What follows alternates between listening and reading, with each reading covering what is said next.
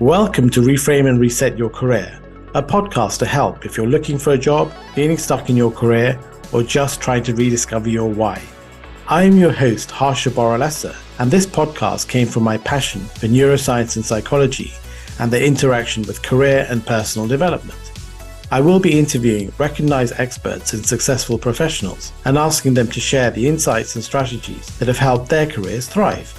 Implementing change is not easy and does take time, but I do hope that their stories will inspire you on your path to greater success and fulfillment in your career. Here are some highlights of today's episode. I kind of stumbled upon what I call now Disruption 3.0, which is systemic disruption, which is that it's not an isolated or specific event. It's really a constant. It's not linked just to a product development or innovation or technology. You don't maybe notice too much when you're relevant, but you very much notice it if you're not relevant. Really having beginner's mind, Shoshin, not relying on assumptions. And the more reversible the decision, the less it actually matters on what basis you're making the decision. Thank you so much for joining me today on episode 48 of the Reframe and Reset Your Career podcast. I'm delighted to welcome Roger Spitz. Hi, Roger. Thanks for joining me today. Hey, Harsha. It's such an honor, pretty important topics, and so fantastic to see the progress and the traction you're getting. It's really fantastic. Brilliant. And it's an honor to have you on the show, Roger. So that's great. So before we begin, I just wanted to thank all the supporters of the show. It's now been downloaded in 96 countries, including the Bahamas, Slovakia, Croatia, and Thailand. All great holiday destinations if you're looking to go for a quick break. And thank you so much for your continued support of the podcast and YouTube channel. For any new listeners, please feel free to connect on LinkedIn and do subscribe, like, and share if you enjoy the content. Now back to the show. Based in San Francisco, Roger is president of Techistential Climate and Foresight Strategy and chairman of the Disruptive Futures Institute. He has given over 100 keynote talks globally and guest lectured at many of the world's most prestigious academic institutions. As former global head of technology M&A with BNP Paribas, Roger advised on over 50 transactions with deal value of $25 billion and raised $2 billion in capital. He launched the bank's US M&A practice in San Francisco, having built its European technology and digital investment banking franchises in London and Paris. After a master's in corporate and international finance from the University of Durham in the UK, Roger qualified as a chartered accountant. He has lived in 10 different cities across 3 continents and is bilingual English and French. Welcome, Roger. Welcome, Harsha. And we can do this in English then. Oh, fantastic. My French is okay, but I think it could have been pretty limited. Merci beaucoup, Roger. Exactly. Whilst I was chatting with Roger in a prep call for the podcast, I saw that he had such a wealth of experience that it really would be difficult to do it all justice in just one episode. So as an experiment, and given the technology aspect, the interview will be split into 2 different parts. The first will focus on Roger's time in finance and the strategies that have helped him have a successful career. And part 2, which will be released next week on Wednesday, the 8th of February, will look at the work he is doing with Techistential, the Disruptive Futures Institute, and the 4 guidebooks that are being published on the definitive guide to thriving on disruption. So, Roger, I'm a big fan of the arts. Is there a performer, song, book, or film which you'd like to share with our listeners? So that's always the impossible question because there's so much across so many different spectrum of areas. But, I'm crazy about cinema and I'm crazy about philosophy and existential philosophy. So there's a movie it's actually 2 movies called Smoking and Non-Smoking by Alain Resnais, which is delving on the concept of contingency. So it's similar to Sliding Doors, I think it's with Gwyneth Paltrow. And it's the idea of, you have one movie, and on that movie at the beginning, one of the protagonists, she doesn't hear the doorbell. She's outside smoking a cigarette. It's Sabine Azema, and then she doesn't hear the doorbell. So a set of events happen by virtue of not having had that kind of interaction. And then the other movie starts in a similar fashion. She's in the garden, smoking a cigarette, I think, chatting with friends. And then she hears the doorbell. And the whole movie is of very different by virtue of that. And I love that concept of contingency. It's a kind of existential concept, and it ties into, in a way, freedom, agency, and choice, and indeterminacy, the fact that things are not predetermined, which we see as a good thing, incidentally. Oh, I just love that. And yeah, and I'm sort of really interested in this whole idea of, determinism and free will. And this whole concept of, for some people, they think, look, everything in life is almost predetermined in the sense that you're born in a particular place with particular either advantages or disadvantages and a set of genes. So does that mean that because of that, everything is almost pre-planned for the rest of your life? Or do we have free will? And I think those are really interesting concepts. And I'm not sure that there's a particular answer. So I just love that choice of film. And I have to check that out. But sort of going back to the beginning, so what led to your interest in finance and to studying at Durham University, which for our sort of US listeners is one of the most prestigious universities in the UK, just after Oxford, Cambridge, and the London School of Economics? Which you went to, Harsha, yes. for your undergraduate. It's an amazing university. No, listen, I think for finance, it's quite funny because at the time it was very fashionable to be in finance, to be in banking. It wasn't yet perceived as having destroyed the world. It was before kind of the big tech era to a degree. There was a certain cachet in terms of opportunities and potential compensation, travel, for whether it's the City of London or Wall Street. So in a way, it was a traditional university. It had a brand. I had done a less known kind of background and things before, and it was a way of kind of getting some kind of validation, a specialization, and hopefully getting a door into activities like finance and that. You earn well, you have gain independence and that. So I think for that, it had a lot of virtues at the time, and I'm certainly glad I did it. What's interesting is that 20 years later, and with hindsight, or 15 years later, and having moved to San Francisco, you realize how, number one, banking and finance is kind of out of fashion. Two, it's actually kind of a bit of a negative. It's like sort of saying, you work for the mafia or something like that for some people. And it's just simply not zeitgeisty. I mean, you're in San Francisco, banking and M&A is like very quaint. Everybody's in tech or has a startup or is researching and, at Berkeley or Stanford or doing something kind of, trying to change the world. I'm not saying they're achieving it, but certainly the perception of banking. So it's funny how not only does the world change, we change as humans. I'm not the same as I was some years ago in the ways I am, in ways I'm not. And the perception and different cities have their own vibe. What ticks in London or New York is not what ticks elsewhere. No, I just love that. And I just love the whole idea of almost reinventing ourselves over time, because clearly the choices we make in our 20s or 30s or 40s or 50s or going on, they're not the same. That they're always evolving and always changing. And I think it's a clever man or woman who actually takes a chance to sort of step back and really think about their lives and how they're evolving. I just love those points that you're making, and sort of going back to obviously post Durham.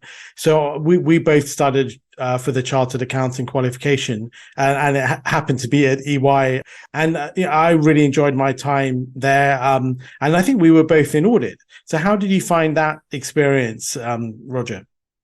Yeah, no, it's funny. Like many people in London, and that we end up in these kind of backgrounds, and then given the big 6 or 8 or 4 today or 3 tomorrow, it's it's 25% probability that we went to the same firm, and in our case, I think even the same building, just by Waterloo. But listen, I think with hindsight. But even what I thought at the time, it's a great optionality, right? It's a professional, especially in the UK system, it's professional qualification. I think not that it matters or determines your future, but on the balance of probabilities, many of the C-suite, the CFOs, decision makers, end up with an ACA qualification in the UK system. It's like the MBA in the US, I guess, from a good university. Yep. And also what I quite liked is that unlike law, which half of my family are lawyers, and I respect the profession of that, but I find that the ACA qualification in a way is kind of like in an MBA sense, quite opening optionality. And one of the things I like to think about is really planting seeds and having optionality and having decisions which are kind of reversible, because you can do pretty much anything afterwards. And that's what, UK PLC and the UK market allows you, is to really do everything. So for me, it was a great experience, a great professional kind of start. And I would say EY culturally was a really good fit. I mean, I stayed there for some years. I had secondments in Paris. I worked with a lot of the offices globally. I still have contacts with EY even today, your ex-EY colleagues who are elsewhere. So I just felt, culturally, professionally, it was really a very good option for me. So from audit, so I also sort of left audit after a few years. I moved into tax because I was always thinking about how best I could add value to my clients. So was that a similar motivation for you in terms of moving from audit into corporate finance? Yeah, I think like many decisions we make, there are multiple factors, right? It's not necessarily just one cause. So yes, for sure, the level of kind of interest of pure audit wasn't phenomenal, right? It's kind of, to say the least, you go through the ropes. And for those who don't know it, I encourage you to watch some of the Monty Python sketch on the topic of auditing and accounting, and you'll get a better sense of what the perception is and sometimes the real life of the profession entails. I was going to ask you, did you do the banking side or did you do the insurance side? Because I did the Lloyd's insurance syndicate. So what did you do? Yeah, so I think I did neither. I think it was... How did you miss that? I know, right? It was just normal corporate audits. So there were different industries on the corporate side. It wasn't either, I forget what they call, but it wasn't kind of financial services related. Right. It was, general the corporates and that. And then I moved, MNCs, industrial companies, all type of companies. And to be fair, despite the attractiveness or lack thereof of pure audit, it does give you exposure. You're starting in a career to diving into different industries you know nothing about. So in a way, it's quite broad. But, to your question, yes, at some point you feel you want to, do something potentially a bit more interesting. You want to do something that adds a bit more value, not just for the clients, but also for yourself, right? Yeah. The differentiation or the unique brand in terms of being an auditor is quite limited. So you can do the year or two at the beginning of your articles or whatever they're called to become a chartered accountant, but you don't necessarily want to spend your life doing it. So there's an element of personal branding, differentiation, value creation.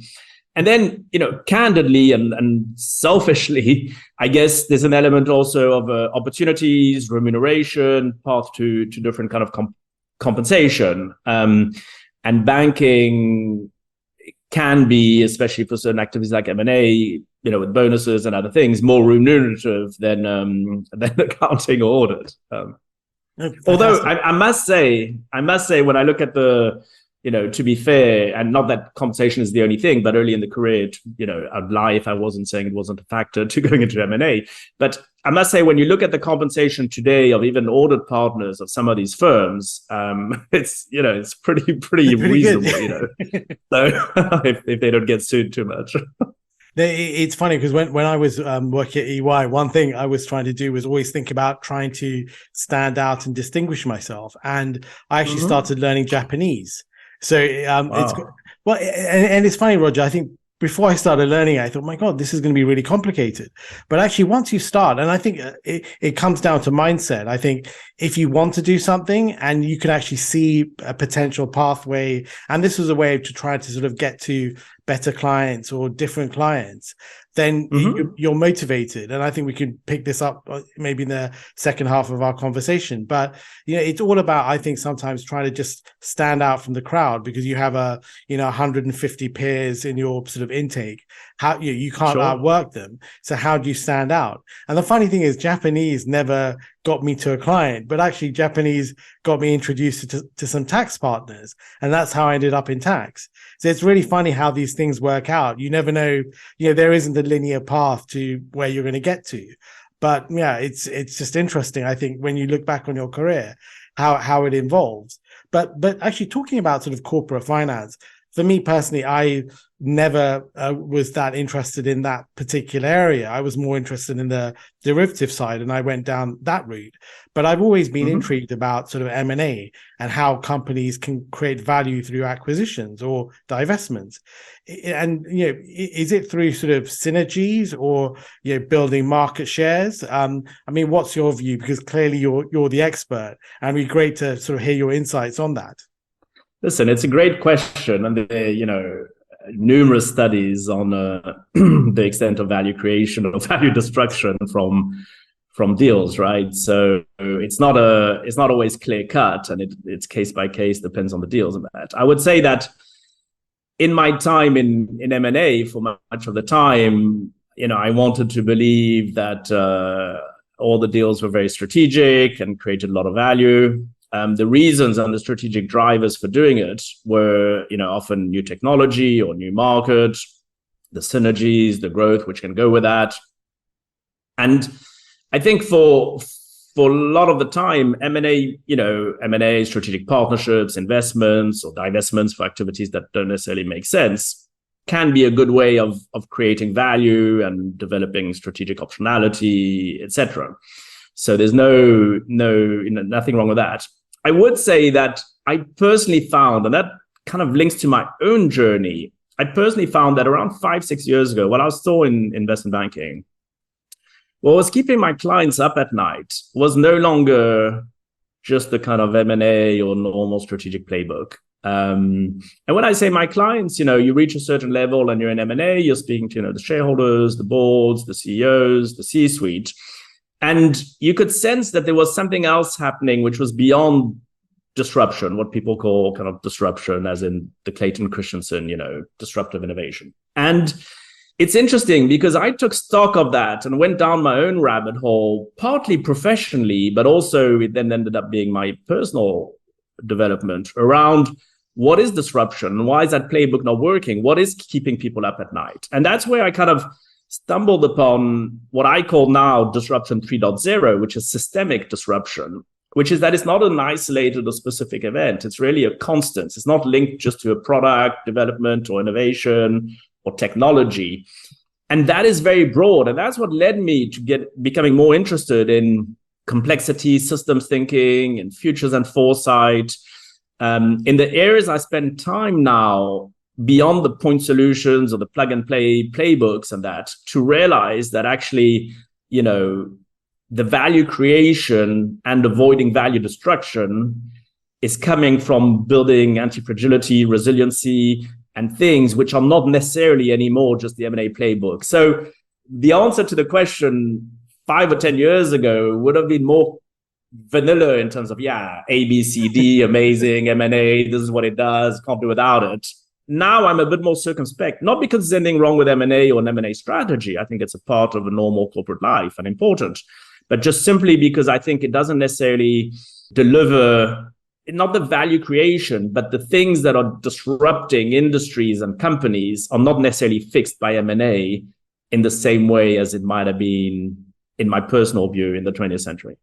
I suppose one of the reasons why I asked that question was that, obviously, when you're looking to value a company, you look at the cash flows and you've got a discount rate, and presumably everybody has that same level of insight into what the cash flows are going to be. So, I mean, if you look at a very simplistic level, then it's down to your discount rate. And therefore, that's how you come up with a number which you're prepared to pay for those cash flows. So I always used to think, like, how do you, unless you have a different discount rate or you have a different way of valuing those cash flows, or you think there are synergies, then how do you assign different values to what should be a similar sort of number? So that was one of the reasons why I asked that question. Is there anything that you could tell me which gives you a particular edge?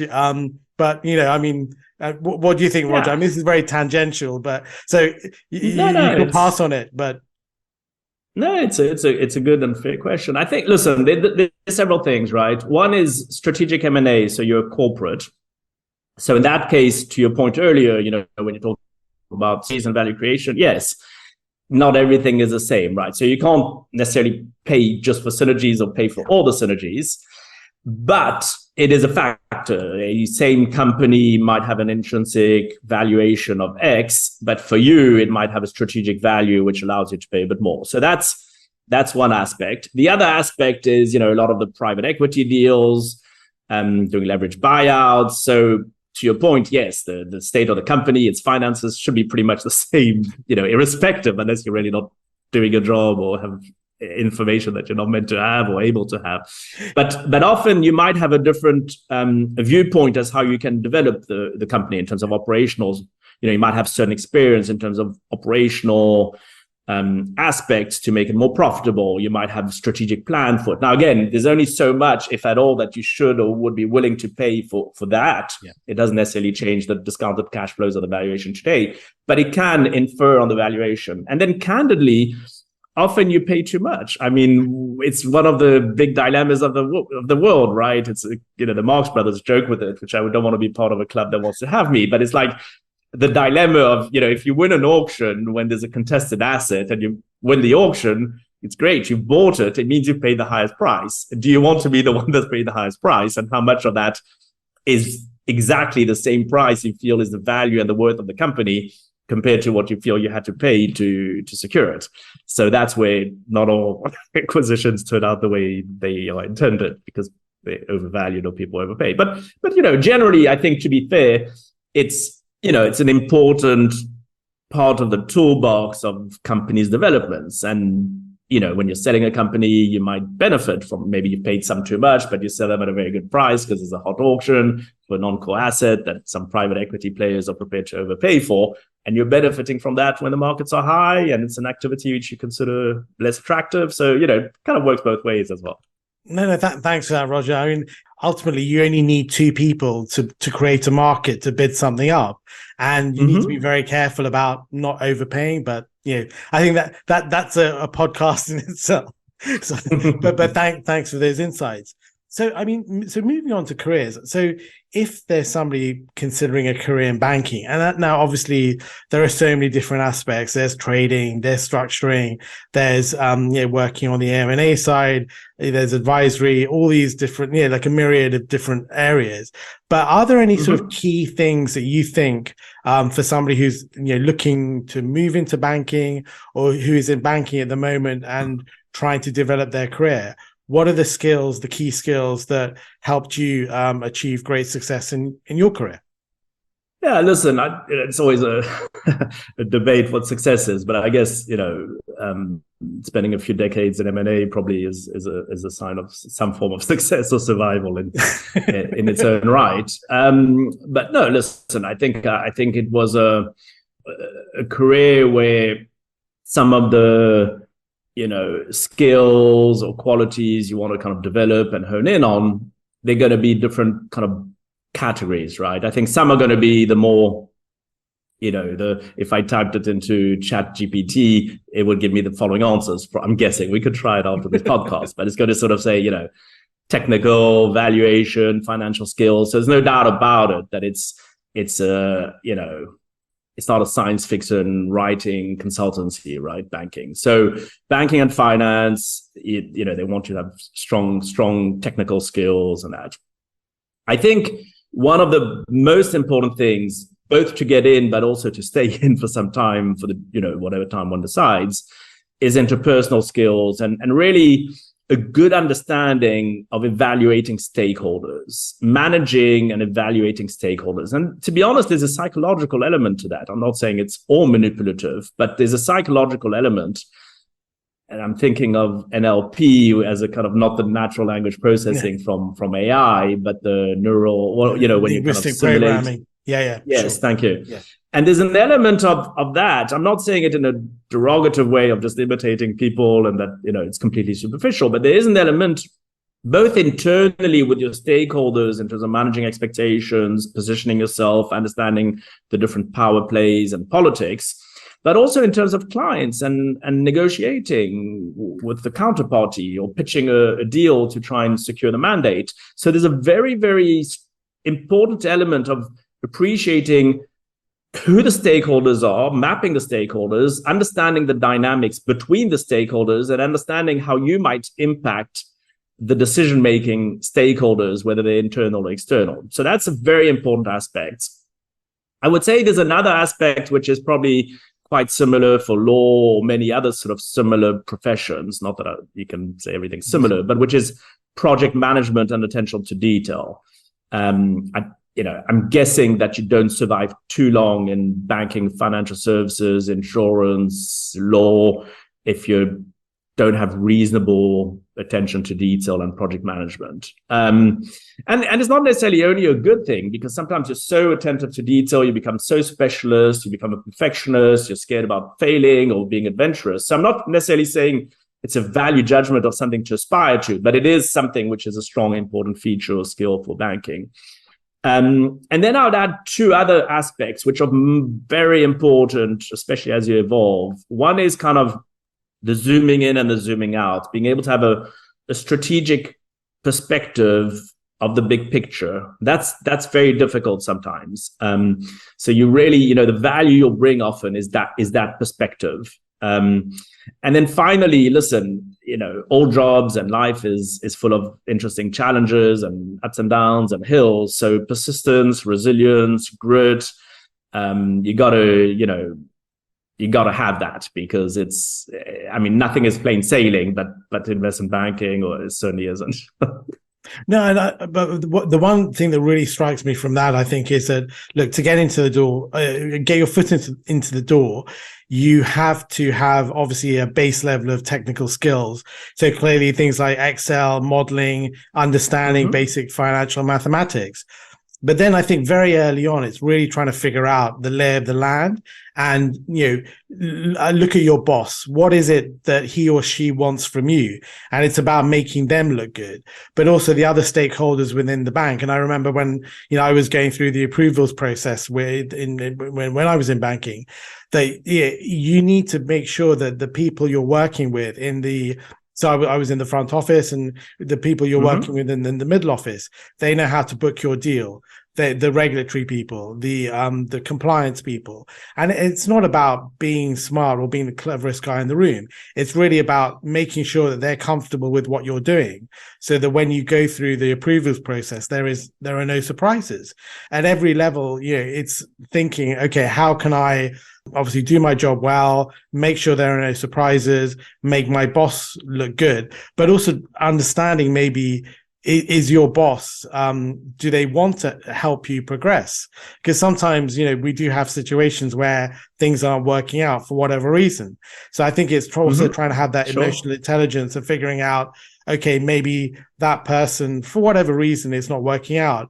Do I need to look for a different department, or do I need to leave the company? And those aren't easy decisions. And these are very, judgmental, gut instinct. Sometimes it's the subconscious which informs us. But really, I think developing your emotional intelligence, your psychology, and really understanding yourself. Because I think when you do understand yourself, these things come naturally to you. I mean, what do you think, Roger? No, listen, everything you've said is just so true, right? There's a very significant aspect of awareness and, emotional intelligence and that. And it's interesting because there's one word I use today a lot. I use many words a lot, probably too much, but one in particular, as almost a substitute for innovation or for whatever it is, which is relevance.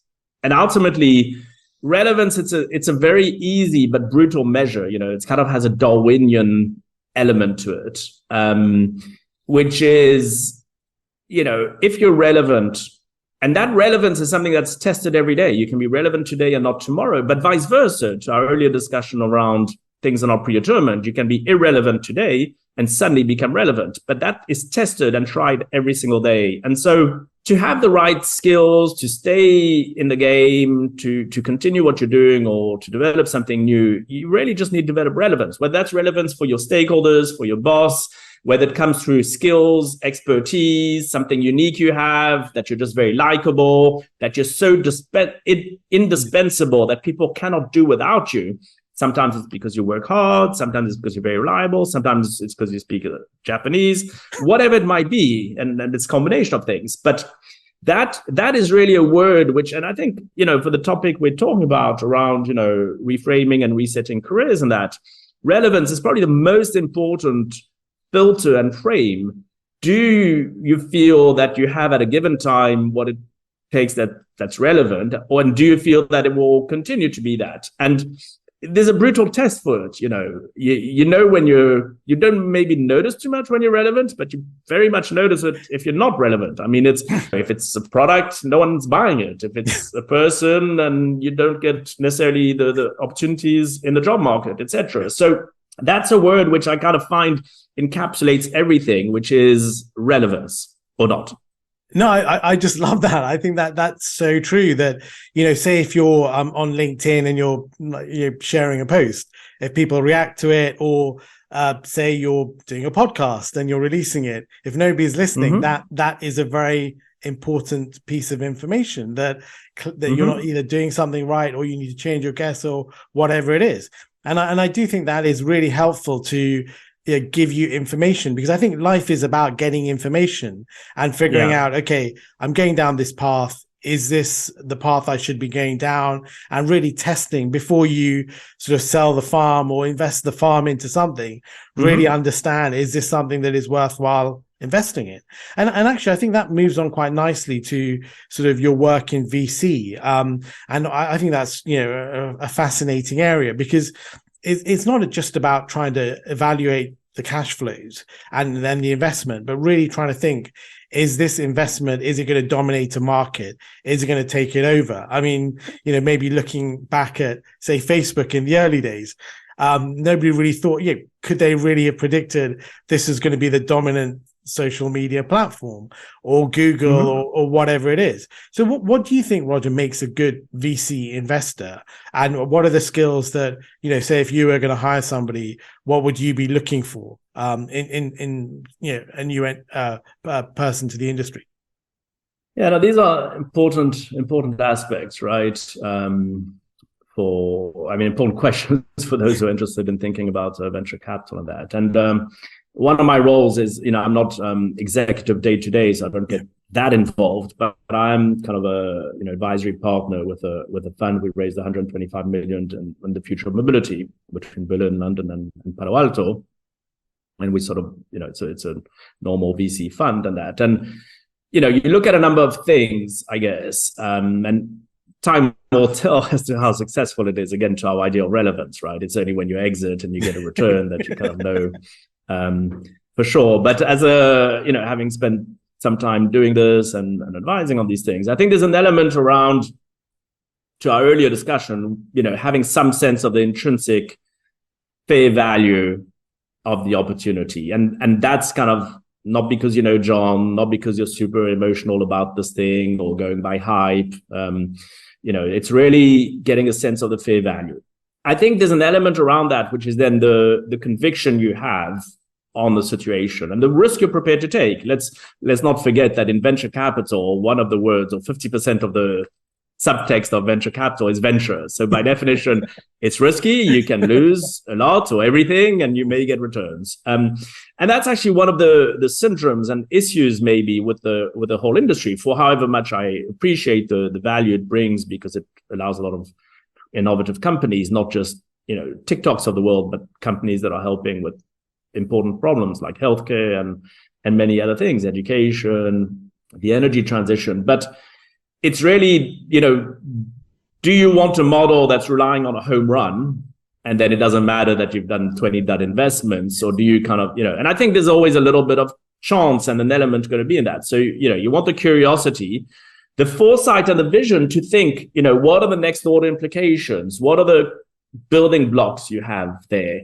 The quality of the team, the quality of the ideas, the possibilities for disruption. You're kind of almost mapping first, second, third order implications of a multiple element of things. It's almost like what you do as a Foresight practitioner. What are the multiple outcomes and possibilities? And are there many whereby you feel that the combination of the ingredients you have allow you to hopefully get a reasonable return? I think networking is key. You need to source the opportunities. I mean, I look at my colleagues at Vector Partners more than me because I'm not that involved day to day. I mean, and I used to do that in banking. I mean, I used to network was just like having breakfast. I mean, you know, 90% of my time was probably networking for the past few years of my career. But networking is just so key because you need to sense what the opportunities might be. You need to then speak and have a sense from speaking to enough people as to what you feel about the opportunity. You then will need to exit it at some point and get a sense of the quality of the management, the team. So networking is absolutely key.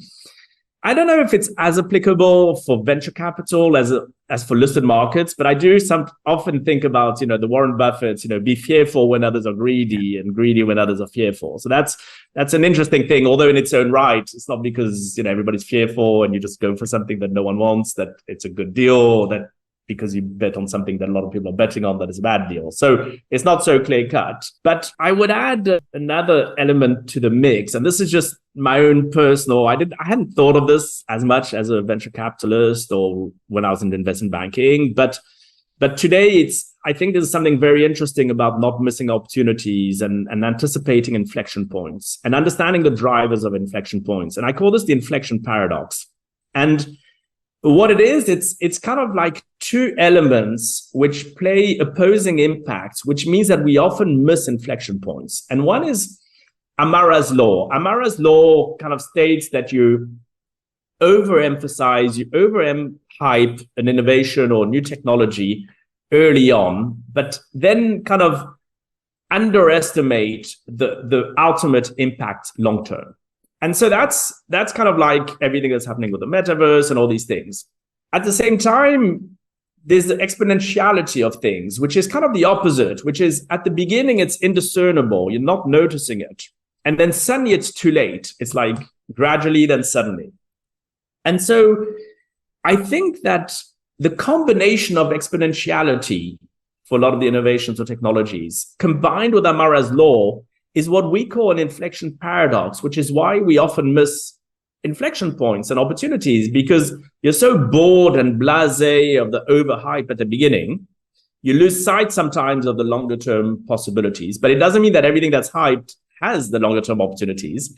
And then also a lot of the things you don't necessarily notice in terms of growth. Why is OpenAI suddenly being purported to be worth $30 billion, able to displace potentially Google, et cetera, and you can spend time assessing it, and maybe some people didn't know, but at the same time, was Google fully aware of GPT-3, GPT-4, ChatGPT, and that direction in terms of the impact on search, where educational systems, where everybody else? So this is, and I'm just giving this as a kind of stupid current Silicon Valley example, but this is a combination of those things, the blasé and boredom of some of the things around generative AI or what have you, and this anecdotal kind of TikTok effects of AI, question mark as to real users. And then you kind of ignored it. And then how come suddenly in 2022, there's not a single person on earth that isn't playing with generative text or image? But it didn't happen overnight. Yeah, no, I love that point. And I think it's that whole idea of balancing the hype, because, I totally agree with you. I'm always nervous about, people piling into something and they say this is and they don't really understand what there's sort of that herd mentality. And actually it's quite interesting, I suppose, in terms of decision making and, trying to overcome our cognitive biases, because we all have them, and, following the herd or looking for confirmation or thinking about the next shiny new thing. What do you think about sort of decision making and how you can overcome your sort of biases? Do you have any thoughts on that, Roger? It's a very strong focus of where I spend my time. I find these topics like you fascinating, and they're very important for the current world, right? And there 2 or 3 aspects, I think. One is just simply assumptions, the assumptions you make about the world, trying to, and we'll talk about it maybe later around some of the, Eastern philosophy of that, but really having beginner's mind, Shoshin, not relying on assumptions. So that's kind of like step number 1 is, what are you assuming? And I put kind of cognitive biases as part of a broader field of assumptions. They might just be less conscious, but you're kind of making assumptions which kind of take the form of biases. So that's number 1. What assumptions are you making of the world? How clean is your filter for what the world is really like, as opposed to what you kind of imagine or influenced, etc. The second thing is what, first principles, which I find very, fascinating. And it's not new, Aristotle, I think, defined, or, the Greeks would look at first principle as, the first basis of something, it's like deconstructing, or it's linked to assumptions, deconstructing everything you assume to its bare essentials. So, one concrete example, which I find fascinating is, and I know he's kind of the bad guy today, but, like many things, there's no such thing as good or bad. And, it's often liminal and blurred. But Elon Musk, when he was thinking about SpaceX, he couldn't understand why Boeing and Airbus and others, it was costing so much to launch rockets. And he took first principles. He looked at every single materials cost, every single aspect of the costing and how much it builds. He took from scratch. How do you build a rocket? He forgot, he didn't worry about the half a century know-how of Raytheon or Boeing. And he sort of said, or our friends in Toulouse at Airbus, he sort of said, okay, how do you build a commercially viable rocket? And how much does it cost? And he established that it costs less than 5% of the cost of the Boeing and the way it's been done. It's not because Boeing or Airbus were being untoward vis-a-vis of NASA or the customers. When you're dealing with this kind of institutional transactions, you're not cheating or lying, but it's just simply because they didn't know how to do it in a cost-effective, commercially at scale. And so it's by applying first principles, and it's the same way that, Ford thought about the assembly line for the automotive, or that Gutenberg thought about how to print press. So it's first principles helps you with those cognitive biases and decision-making.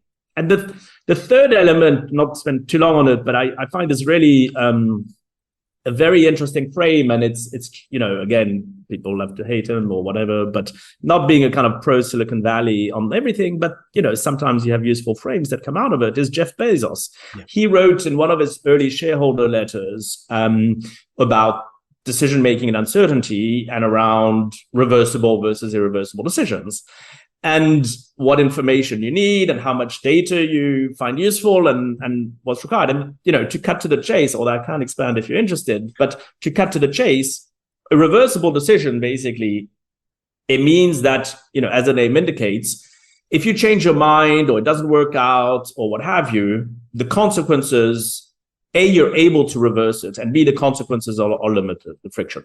So it's, nothing to lose kind of thing. Irreversible decisions are more consequential. So therefore, you don't want to decide too early. You need, or you may want more diligence or information. It's the cost is higher of making the wrong decision, et cetera, et cetera. And that has a link, because some decisions don't matter. Maybe if you have cognitive biases, maybe your cognitive bias is instinct, and maybe it's good sometimes to have instinct. And the more reversible the decision, the less it actually matters on what basis you're making the decision. Maybe data is not the best. No, I love that point, Roger. And a very sort of silly, simplistic example. When I was thinking about putting my podcast together, you could basically, focus hours on designing a logo. You could think about the name. You could think about X, Y, and Z. But clearly, what is a podcast? It's an interview with a guest. So you need to focus on and getting a name. It has to be reasonable, but also getting a good guess. And then you set yourself a deadline where you have to launch, and essentially reverse engineer everything.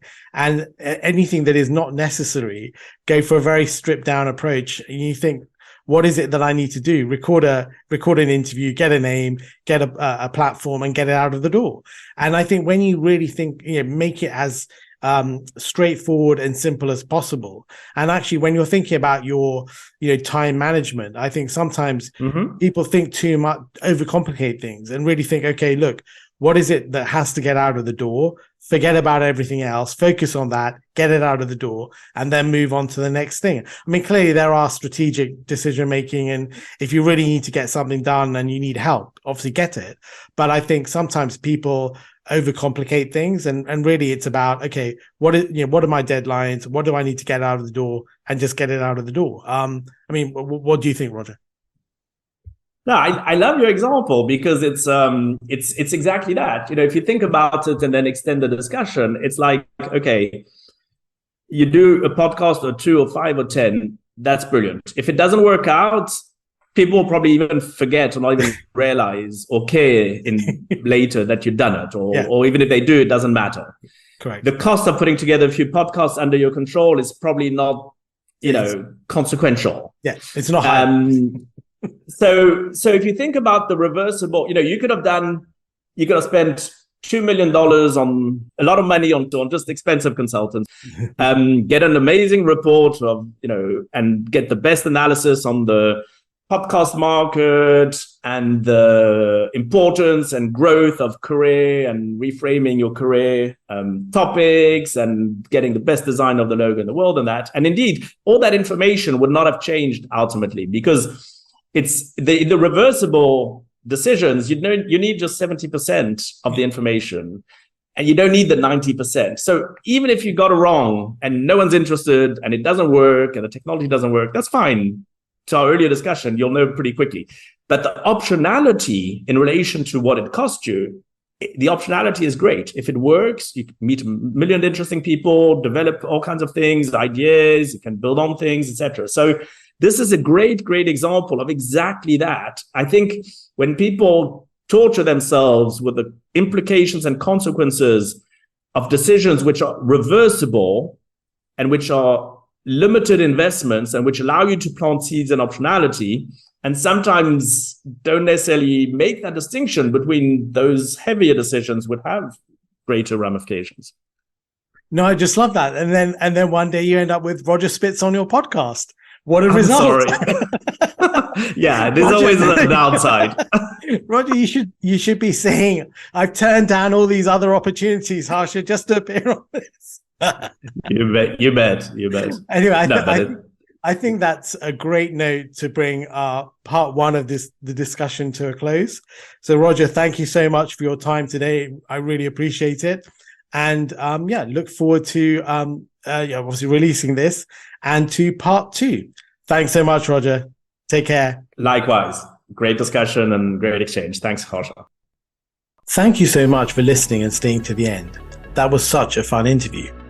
If you'd like to listen to more episodes, please subscribe to the podcast, which is available on your favorite providers, and subscription is free.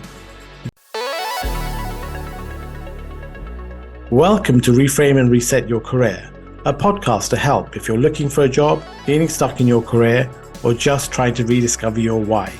I am your host, Harsha Boralessa, and this podcast came from my passion for neuroscience and psychology and the interaction with career and personal development. I will be interviewing recognized experts and successful professionals and asking them to share the insights and strategies that have helped their careers thrive. Implementing change is not easy and does take time, but I do hope that their stories will inspire you on your path to greater success and fulfillment in your career. Here are some highlights of today's episode. Uncertainty is a certainty. How attached are we to outcomes? How do we review our relationship with failure? Failure and invention go hand in hand. If you make mistakes, ultimately you're getting information from that. It's a feedback loop. You're getting information and more perspective. You're learning by virtue of the trial and error. Not making assumptions about what will be or what has been or how you view the world. Impermanence and transience and change. It's a constant. Thank you so much for joining me today on part 2, episode 48 of the Reframe and Reset Your Career podcast to continue our discussion with the amazing Roger Spitz. As a reminder, Roger is president of Techistential, Climate and Foresight Strategy, and chairman of the Disruptive Futures Institute.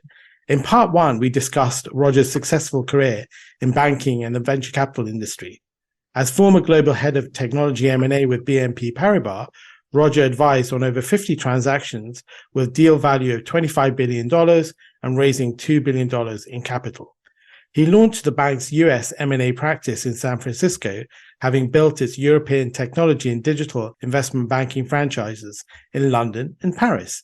In part two, we will be looking at the work he is doing with Techistential, the Disruptive Futures Institute, and some of the themes from the 4 guidebooks that are being published on the definitive guide to thriving on disruption. Welcome, Roger. Great to be here again, Harsha, and look forward to diving in. Thanks. So moving on to Techistential, and actually, is that from existential, Roger? Is that where it came from? Because I was just trying to figure out where that name comes from. Yeah, it's exactly that. So Techistential is a foresight practice, futures and foresight field, and we can talk about it a bit later. But basically, I'm quite interested in existential philosophy. And I'm quite interested in also existential risks and existential considerations and the impact of technology on decision making. So I kind of thought that Techistential, which we then derived into Techistentialism, is basically existentialism 2.0. So existentialism or existential is really, human decision making, the human being human in the world. What's our existential human condition with agency, freedom, and choice? And Techistentialism is like existentialism 2.0. It's existence in the 21st century, but in our technological world, where we no longer just have an existential, but an existential and technological condition. And therefore, decision-making is kind of shared. Humans don't anymore have the exclusivity on decision-making. It's shared with algorithms. And so Techistentialism or Techistential is exactly a play on existential and existentialism. Okay, fantastic. And then you also have set up the Disruptive Futures Institute. So how does that work with Techistential? Are they sort of 2 arms of your work? Yeah, and thanks for asking. So Techistential is a foresight practice. So it's more advisory. So it might be that I'm, it's not necessarily writing reports, but it's a foresight practice. I might be on boards or work with certain committees, so it's kind of advice driven. Disruptive Futures Institute is really an education platform, whether it's publications, whether it's courses, talks, executive education. So the way to think about the Disruptive Futures Institute is really an educational platform. It's good to know that distinction. But I really like the backstory of how you came across Lidia Zuin. And she's the collaborator on your 4 guidebooks on the definitive guide to thriving on disruption. And I just love the whole idea of how you came across her. You saw that you had these complementary strengths. And I think that it's really a useful insight into the world going forward, because, you have these different generations in the workforce. And rather than sort of viewing each other with suspicion, if you can sort of work together, it's so much more powerful. So for me, when I was launching the podcast, I went to somebody who is a few years younger, who had a better idea of podcasting and how to do that stuff. And clearly, because they had done it a number of times, for them, it's very straightforward. But I add a different value to the process. Would you like to tell us a little bit about how you and Lidia met and combined? Because I think it's just a great story.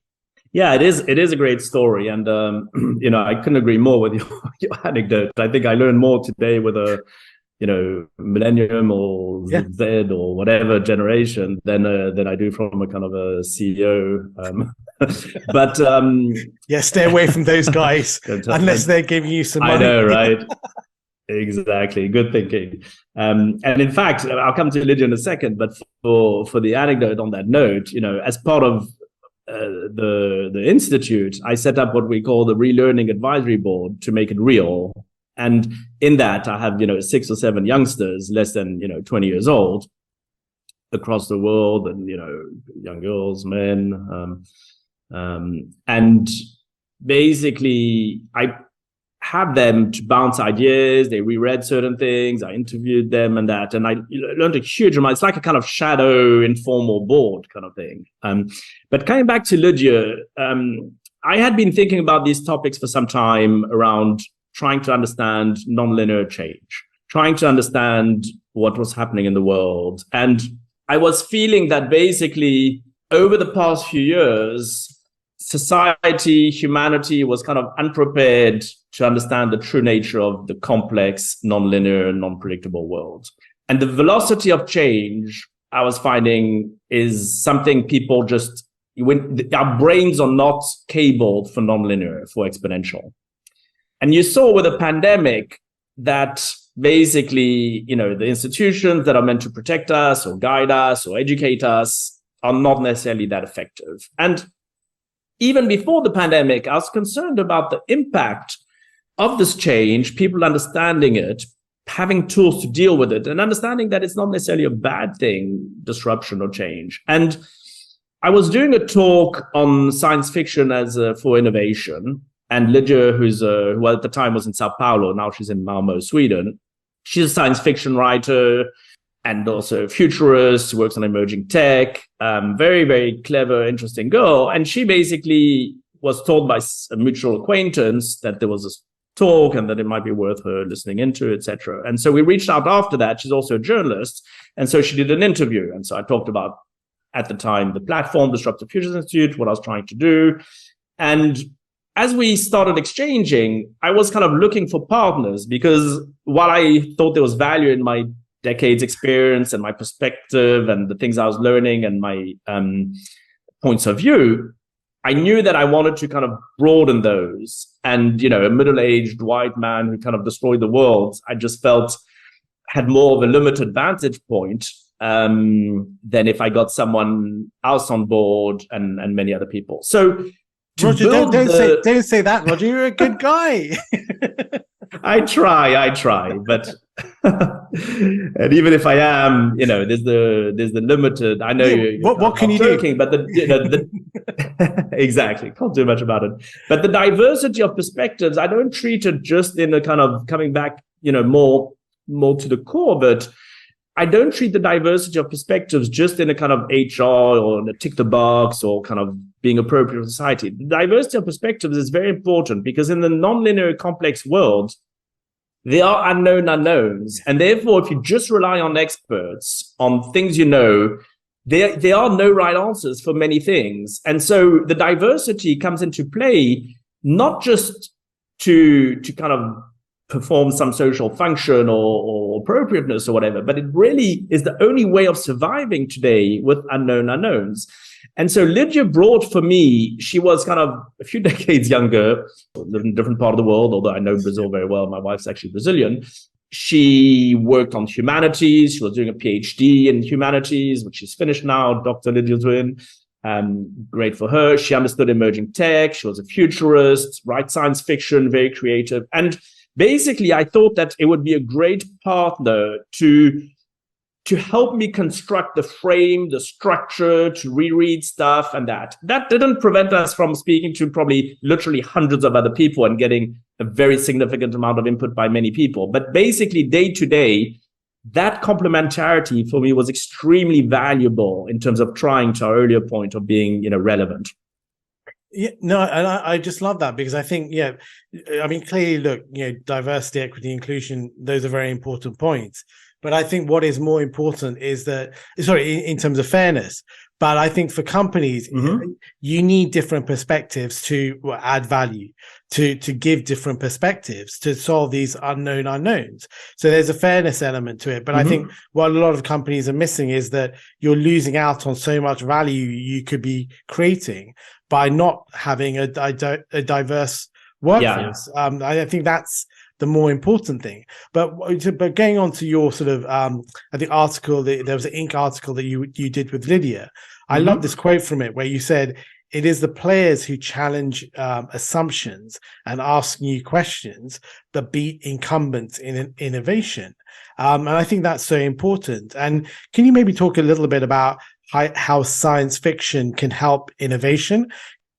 No, thanks for that. And it's linked to the earlier point you were talking about, which is, of course, inclusion and diversity and equity is essential for society and for functioning and for for being right. And of course, there's an HR element to that. But indeed, what a lot of companies don't realize is that it's actually a strategic element for the reasons we've mentioned. And that's where science fiction comes into play, because the diverse perspectives mean that you're less likely to rely on assumptions of the way things work. You're going to have an outside perspective. And so it's the asking the what if question.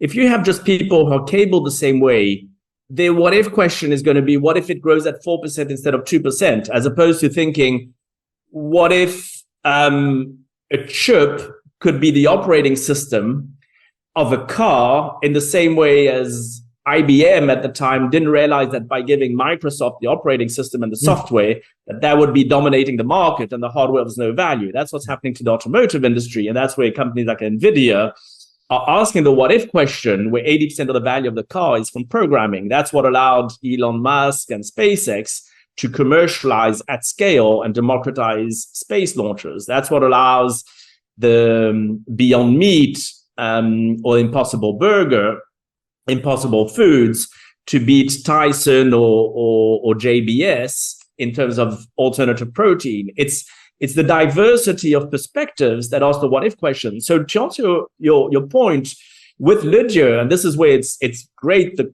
synergies and the combination of our perspectives is, and we didn't devise this. Design fiction is well known by some. I mean, well known. It's not mainstream, but in Silicon Valley and by innovative companies. And it's a combination of science fiction, design thinking, and futures and foresight. And it allows you to really ask that the imagination for the so what question. You're challenging, what questions you're asking instead of trying to find the right answers. You're challenging the assumptions. You're reconciling the long term and the blank sheet of, what if, and you project completely far away, an outside view, to then think about how it would work. So you're unconstrained by financial or technological requirements that hamper creativity, because you're really injecting craziness. You're really imagining, the imagination is beating analysis. And what's interesting with this design fiction process, we wrote another article which just came out a few weeks ago in Fast Company, was that we've actually used it in real life with a lot of companies. So it's not just one of those anecdotal things. It's companies actually use it to be very innovative and to help the imagination and the inspiration. I love that other article you did, because really there is a process to this. And what you're trying to think is, okay, what am I trying to achieve in the future, no matter how crazy that is? And then effectively try and reverse engineer. And I think that's a really clever way of thinking about it. But also, I think even in terms of careers, you can use that sort of concept about thinking, I'm here now, I want to get to there. Say I'm starting off as a solicitor in a law firm. I want to be a partner. What do I need to do to get to be a partner? Obviously, I need to be able to build the following, have intellectual capabilities. I need to be able to create revenue. So effectively, then you reverse engineer and think, okay, what are the small steps that you need to take to get to that position? So I think this whole idea of science fiction or design fiction, it's so applicable to all our lives that we can actually use it on that micro individual level. I mean, what do you think, Roger?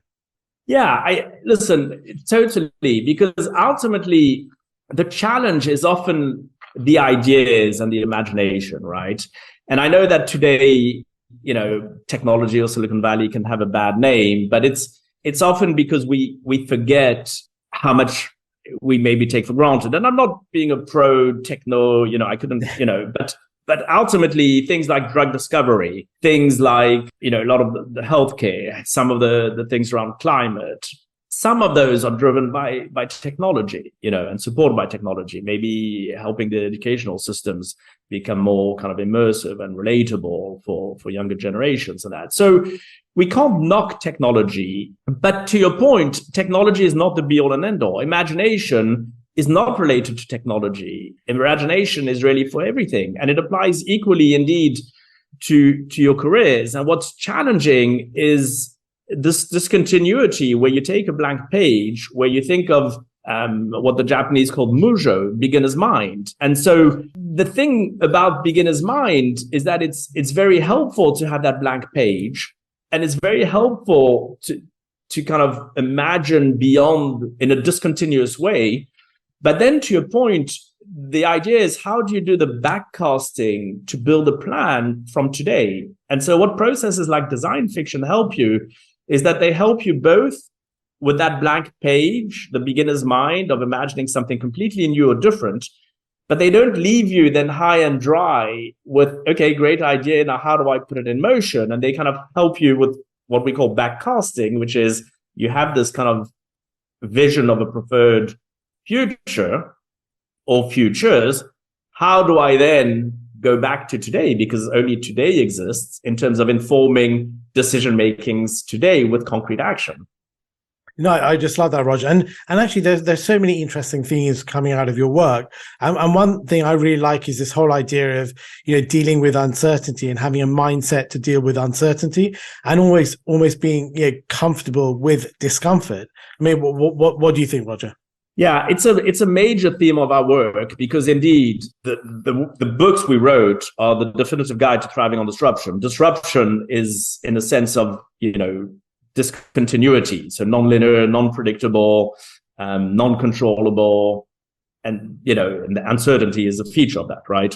And in a way, we try to take a practical but also philosophical perspective to it, which is, if you reframe disruption and uncertainty and just consider that to be a constant, there's no such thing as uncertain times. There's basically always exactly impermanence and transience and change. It's a constant. You never, Heraclitus, you never put your foot in the same water twice. One, because your foot is changing, and two is because the water is changing. So the only uncertainty is uncertainty is a certainty. And the way we think is important to think about that is an earlier discussion we had on the first part, which is around agency and empowering us to understand that it's because of unpredictability, it's because of thanks to uncertainty that we're able to create ourselves, to create our essence. So we exist in the world, and then we build our essence. It's what people like Jean-Paul Sartre or Heidegger consider. And so that's what allows humans to have agency, freedom, and choice. If we couldn't choose, if there was no uncertainty, it's because everything was predetermined. We would have no choice. And so it's really getting comfortable with this idea that you're free, you make choices, you invent. So whether you're looking at art, whether you look at morality, whether you look at technology, whether you're looking at your life itself, every area has creation and invention that you're empowered to action by virtue of the world being uncertain. And that is something that should be intuitive, but it's not the way we're cabled. Yeah, and I think that's such an amazing point you're making there, Roger, that I think sometimes it's almost as if we're in the matrix and we're plugged in and we see the world in a particular way, and you have to unplug yourself. And because, I totally take this point. We are much more free than we realize. I mean, clearly you need somewhere to live, you need to eat some food, etc., etc. But actually, beyond that, the monetary aspect, you can alter your lifestyle to a certain degree. But I do think that idea of freedom is so important. And I think sometimes we are sort of tied to these assumptions or thinking this is the way that life is meant to be. But I also think, say in life, it's about, and these things you've been talking about, Buddhism, it's about being attached to the outcome. And I think many people, they fear taking action, or they fear asking because they fear failure. Successful careers and also successful lives are really based on managing failure, managing setbacks, and really thinking and bouncing back from failure. No, that's for sure. And just maybe to add to the earlier comment around subsistence, of course, a lot of the world has no choice. Clearly, we're talking about a subset of the world, the Western world. It's still many billion people, and it's the world we interact with most day to day.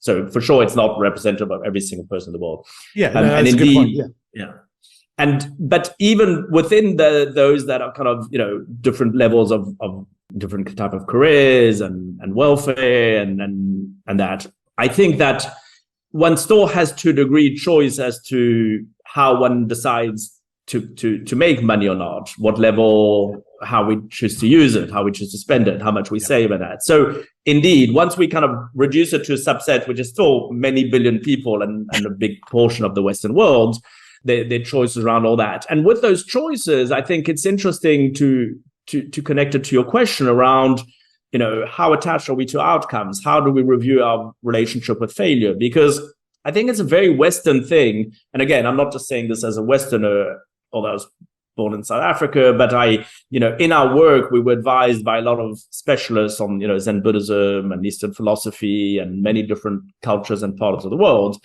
And I think there is a Western element of perfectionism, the schooling system, where you're valued for answering very well a known question for which there's already an answer, not making mistakes, doing things in a perfect way, etc. And, failure and invention go hand in hand. And ultimately, you need a lot of failures. Darwin itself, humanity is evolving by its mistakes and by its survival on those mistakes. And that's what creates the resilience. You learn from the mistakes. To your earlier anecdote, or maybe it was last week when we talked about the podcast, if you make mistakes, ultimately you're getting information from that. It's a feedback loop. You're getting information and more perspective. You're learning by virtue of the trial and error. And in a complex world, what's important, coming back to the nature of our world, is that not everything is known. They are unknown unknowns. They are not necessarily answers to everything at a point in time. So there's a discovery process which is emergent. And that's to do with trial and error. So that's why countries like Israel do so well under, of course, putting aside the challenges and political aspects and that, from a technology perspective, an innovation, a creativity, a resilience. It's a country which really thrives on disruption. They understand the value of failure, of making mistakes. The educational system is informal, where they try a bunch of things in a junkyard and test things and hurt themselves. And that is what really brings value. And then you think about the Western world, where you're protected from things, where you just, in Israel, they'll try and find answers to something that they're told is impossible, for which they haven't even been asked the question, and for which there's certainly no answer. In the Western world, you're going to be tapped on the back to answer very well a well-known question with a well-known answer. So that is really the crux of failure. And the very important thing for me, and this is why we have our institute, is that in our complex world, which is indeterminate, you have to fail. You have to emerge. You have to have a discovery process. You have to try things, because there aren't answers for everything. There are complex challenges we don't know how to deal with, societal, energy, climate, etc. We could spend hours unpacking it, but there is probably no bigger aspect of appreciating and reframing how we think about failure, from the educational system to governance to everything. I just love that point. You must have come across Carol Dweck in her, obviously, the growth mindset. Sure. You don't have to get everything right. And actually, look, if you know, obviously you need to know a certain amount of knowledge. Now, clearly, look, I don't want to go and see a doctor who's trying to wing it when, makes stuff up. So clearly you need to know things. Mm-hmm. But I think beyond a certain point, you also have to have this attitude about, okay, I'm going to try things. But just because I failed doesn't mean that it is a failure. It just means that there's that one leg of the decision tree which hasn't worked out, and I need to move somewhere else. So I just love that point you're making. And also I think you touched on this idea of Shoshin, or beginner's mind, mm-hmm. when you're looking at innovation and reframing problems. And maybe you could talk a little bit about that, because I think that's a really interesting concept. It is an important concept. And, maybe to touch upon that, and also to wrap on the previous point around experts, because, the debate around specialists, experts, generalists, and to your point, the doctor not winging it. I find One of the most helpful frameworks I found is by Dave Snowden, and it's called the Cynefin framework. It's pronounced Cynefin from the Welsh, but it's Cynefin, I think. Cynefin framework. He makes the distinction between complicated and complex. And basically, complicated is that there are known unknowns, there's a range of right answers, cause and effect can be understood ex ante. And that's how you send a probe to Mars. It's how you fix a plane. It's, to your point, the medical science, doctors, and their experts are needed. And that's essential. And so it's not a dismissive of that. That's key for complicated. In complex, they are unknown unknowns. It's emergent. You only establish causality ex post. They're multi-directional drivers. And you know, it's how the Amazon River or the Amazon is built. If you build a hotel there, how will the rest of the Amazon change? That's more, it's in flux. It's constantly changing. It's dynamic. And it's for those unknown unknowns, complex environments where indeed you need Shoshin and beginner's mind. And a lot of our world, we like to think it's all complicated and rational and plug and play, but a lot of our world and our biggest challenges are not. We've seen it with climate. A lot of it is, we understand scientifically what's driving the climate issues, and that I'm not a denialist. That is science that is dictating the issues we have. But science is not yet able to say, if you do this, this is how it will happen, how quickly, exactly where.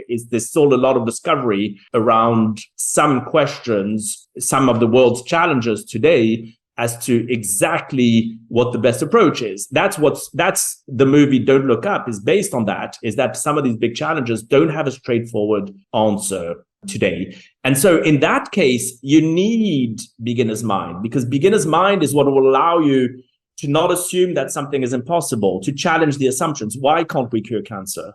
Why can't we produce something that doesn't emit carbon? Yeah. And basically, Shoshin is what allows you. It's actually, for the anecdote, why the Wright brothers, who were not as competent in terms of technical training as a competitor, I think it was Samuel Langley, who had a big award or whatever in the early 1900s. And it was the Wright brothers who were the first to develop it because they used Shoshin and beginner's mind. And so you want to understand the limitations of what you know, the assumptions you're making. You want to understand that the futures are open, that maybe you can achieve the impossible. You want to understand the impact of nonlinearity in the world, that if you make assumptions and or have fixed assumptions and you don't have the beginner's mind allows you also to anticipate unanticipated events for the good and for the bad.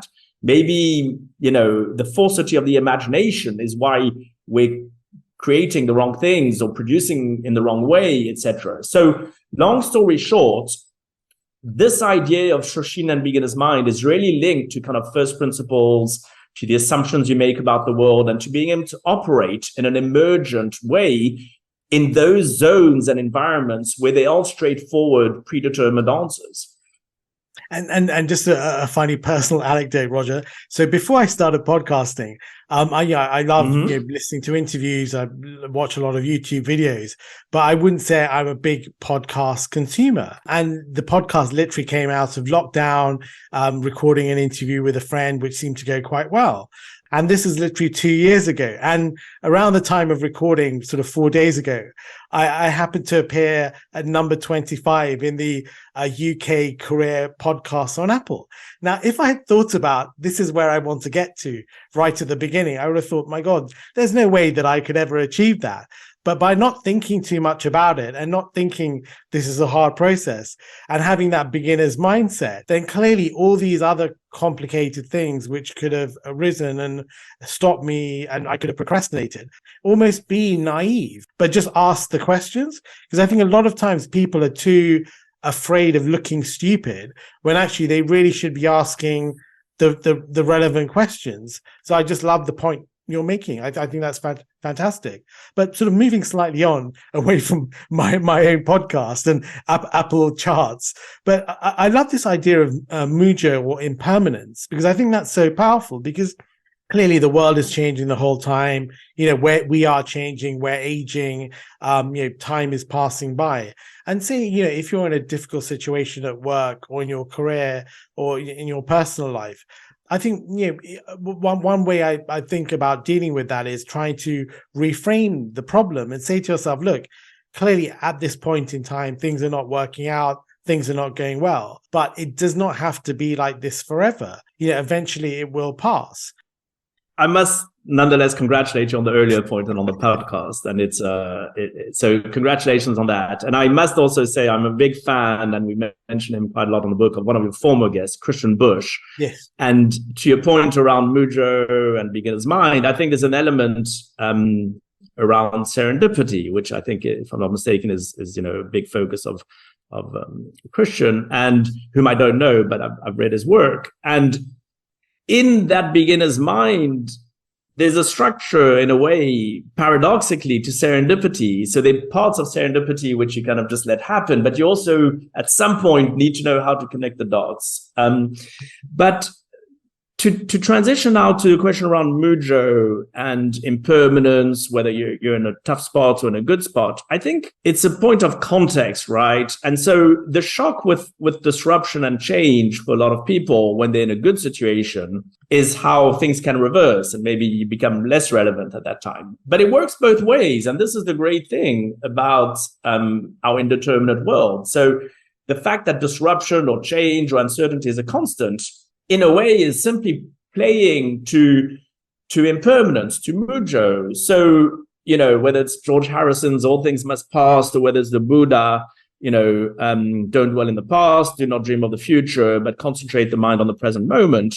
In the end, things are constantly changing. So really it boils down to not making assumptions about what will be or what has been or how you view the world, experiencing the world in an emergent way, understanding that it's transient, and understanding that that's not necessarily a bad thing, because it also means, to our earlier discussion, that it gives you agency, and it's an empowering the fact that things are transient. Things can change, and it works both ways, incidentally. We use disruption or change or uncertainty in a neutral way. It's not necessarily good, it's not necessarily bad, it's just the state of the world. And so the more you're tuned into how the world really is and aware of that, the better you might be, the less disconnect from surprise or shock or change, because you have a frame on the world which is imperfect, which is impermanent, which is transient.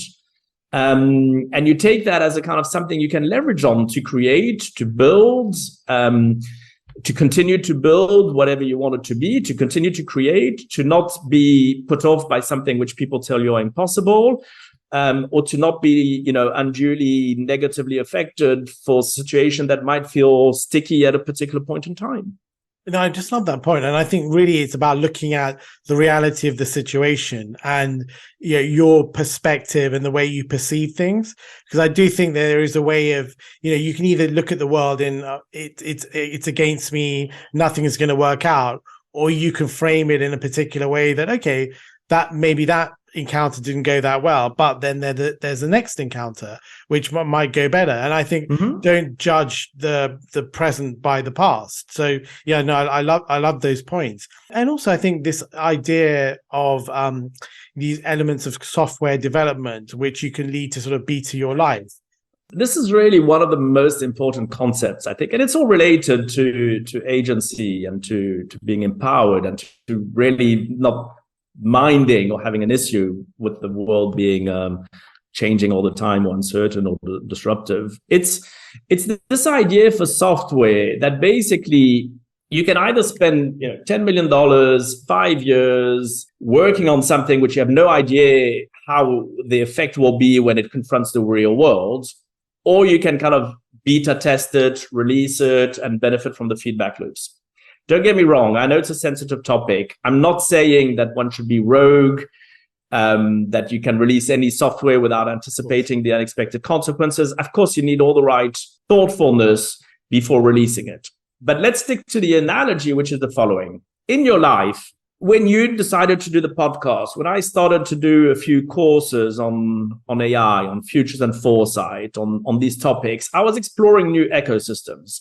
And basically, in the same way as for software, you're building new suites, I was expanding my options by building new suites of possible experiences, relationships, capabilities, knowledge. So there's an aspect of expanding your suites with that.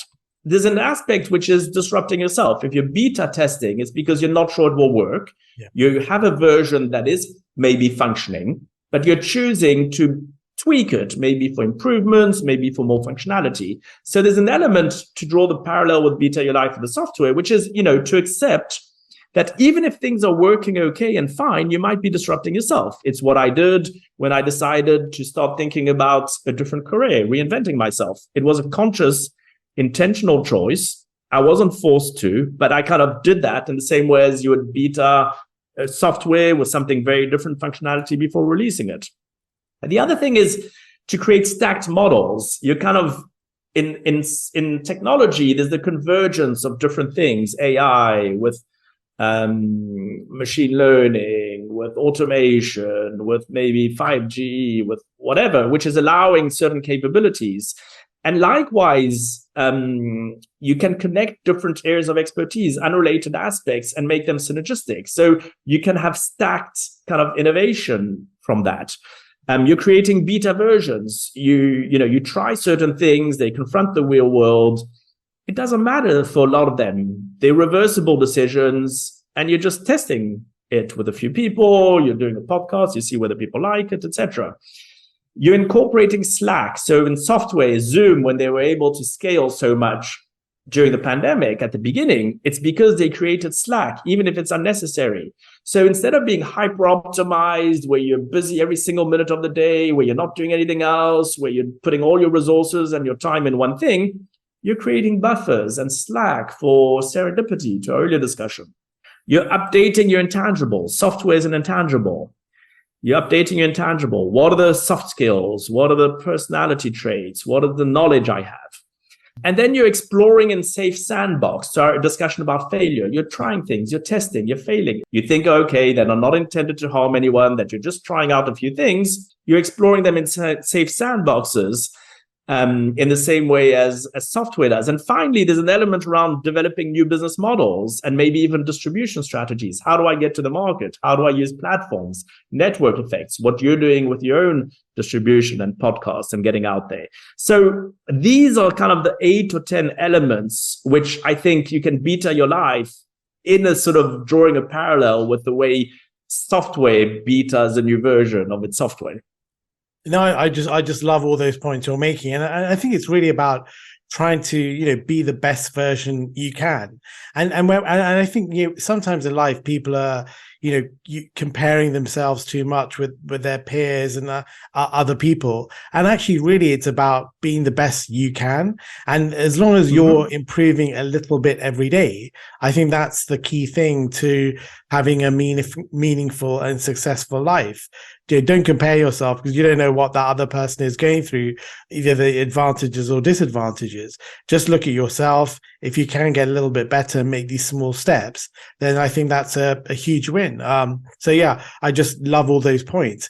And I'm sort of moving on to one theme that I sort of brought up with you previously, is this whole idea of time. And two books that I love, Roger, are The Great Gatsby and The Remains of the Day.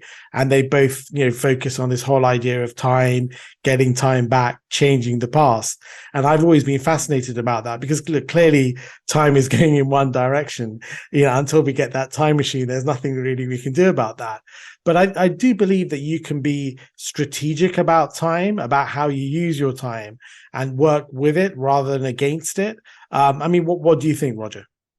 Yeah, so time is a key consideration for anyone in the world, no doubt. And it could be a long discussion just on that. And as a futurist, one of the considerations is that we extend the time horizons we think about. And then we have the kind of challenge of bringing that to today, because the only reality that exists is today. One of the frameworks I find very helpful is the 3 horizons framework from in the futures field. And this is different from McKinsey's, which is more sequential. But the 3 horizons in the futures field and is one where basically, instead of saying, okay, this sort of short term, medium term, long term, you're bringing them all in the present with decision making today. And it's like the distinction in Greek of time, the difference between chronos and kairos. Chronos is sequential time, and in 1 year it will be in 1 year, and then that will pass, etc. Kairos is that idea of windows of time. It's really that idea where at some point you might have a window for something which might be helpful today or in 10 years and that. And to kind of wrap up the podcast, you have an exploration and a discovery. And at all points, you're dealing with the first horizon of today and what the world looks like. The third horizon might be how you envision it longer term. And then in the middle, it's a transition. And change is messy. So the transition phase is often messy, and it's a discovery process. And that's why you need to emerge, and you might fail, etc. But if you explore and discover in the first zone, you're actually doing things which might ideate, and you might be planting seeds today for things that are in Horizon 2 and Horizon 3. In Horizon 2, but later, you might at some point prototype or test some of those seeds you're planting. And they might work, they might not work, they might redirect, it might be messy, you might stumble, but you're learning from that. It's actually very helpful. And that helps you prepare and decide whether you make a move to certain things which might be a longer term aspiration. And then it's only when you decide to execute a plan, which is longer term, and if it's an irreversible decision, that the stakes are high. So I think the key thing for me in how I try and think about life is always think about long term and the vision and the aspirations, but constantly feed in ideation, planting seeds, discovery process, exploration today. And then at some point in the middle, there's a messy prototyping and testing. And then if you decide to bite the bullet, but at least compared to just having looked at the world in a more kind of sequential way or singular way, you're looking at multiple possible realities and allowing you to kind of play with the different horizons of time. No, I just love that, Roger. I think those are all fantastic thoughts. And yeah, I think our time is coming to an end now. So really appreciate you taking the time to have this chat. And how can people catch up with you, Roger? And also, look, you've got these 4 books. Are they all published now at the moment, or are they coming out soon? Would you like to tell us a little bit about that? Great, thanks for that. So I think the easiest is under the Disruptive Futures Institute. It's intentionally meant to be more outward facing. It's meant to be educational. We try to be as active as we can on social media. We're very active on LinkedIn. So just follow the Disruptive Futures Institute on the different channels. And that's from a content perspective and a following perspective, great. And we're on Instagram, Twitter, LinkedIn, everywhere. Then we have indeed the 4 volumes. They're called The Definitive Guide to Thriving on Disruption. The 2 or 3 are out as we speak now, and the last one will be out in February. The first one is to understand the foundations. How do we make sense of our complex, nonlinear, unpredictable world? The second gives you frameworks to deal with uncertainty and unpredictability. The third one is actually very related to this topic. The third one is really beta your life. So from an individual perspective, how do you as an individual manage change, think about complexity, think about disruption? And the fourth one is from a business perspective. How do you leverage on disruption to create value from a strategic, governance, and business perspective? And so they're all available either to download as ebooks or Amazon, Barnes & Noble, etc., to purchase physical copies. Brilliant. And Roger, you yourself are on LinkedIn and Twitter and these various platforms, aren't they? And people will be able to find you on there. Unfortunately, you've passed your 30,000 limit, so you can't have so you'll have followers, which is an impressive achievement. And Roger, one final thing I like to offer my guests is there anybody particular in your life who's helped your career or you'd like to give a shout out to? I always like to offer my guests that. Yeah, no, it's a great question. I mean, I think I would, it might be a little bit formulaic, but I'd probably put my parents in the bundle. I think they, both of them in their different ways allowed me a certain kind of freedom and experimentation and travel, which I didn't really fully realize it at the time, but over the years made me realize that that's kind of what allowed me to become who I am today, probably.